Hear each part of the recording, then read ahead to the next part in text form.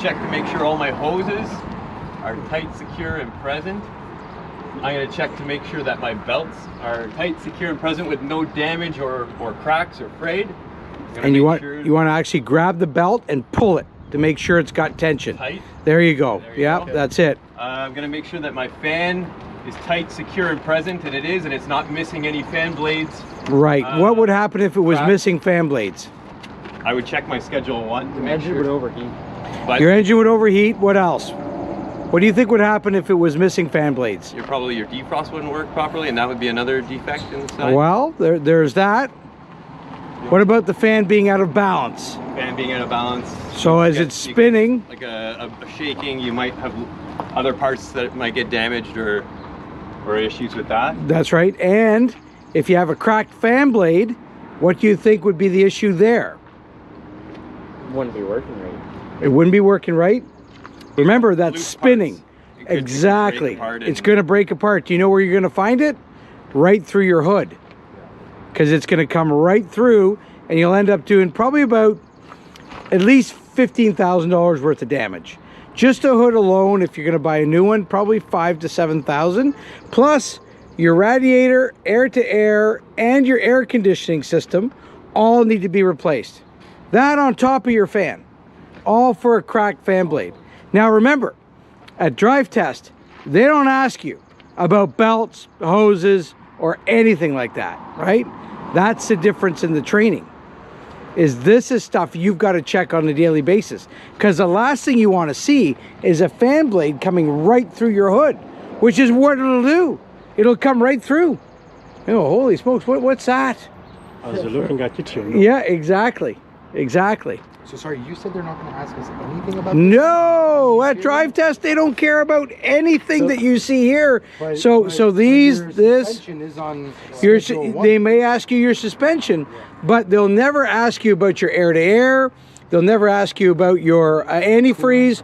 They'll never ask you about your belts, hoses. They'll never ask you about your fan blades. Never ask about clamps, right? To make sure that everything is clamped and secure. They won't ask us about. Sorry, this is the drive. No, they won't. No, but like for my own knowledge, this is a drive shaft. No, that's not a drive shaft. This is your steering shaft. Steering shaft. Yeah, that's your steering shaft, right? And that connects to the. That connects to your gear, to your steering gear, and then your pitman arm, and then your drag link, right? So that's your drag link.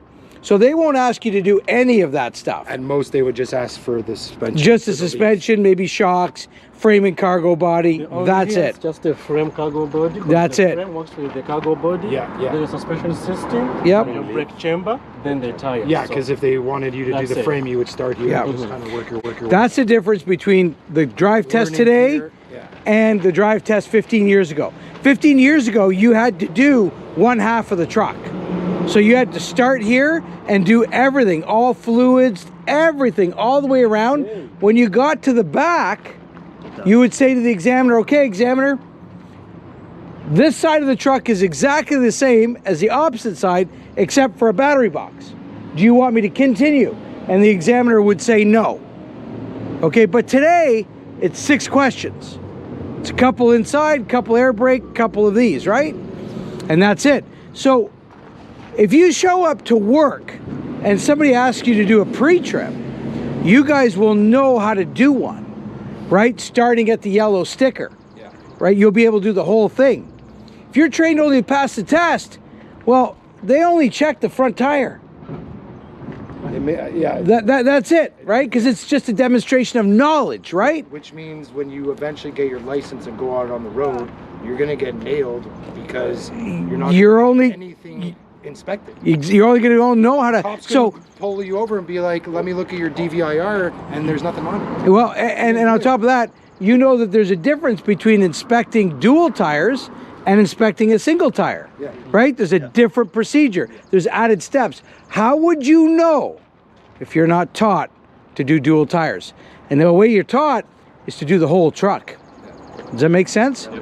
Right? So this way you need to know where all the components are on the truck. How can you possibly make this truck safe if you don't know what you're looking at?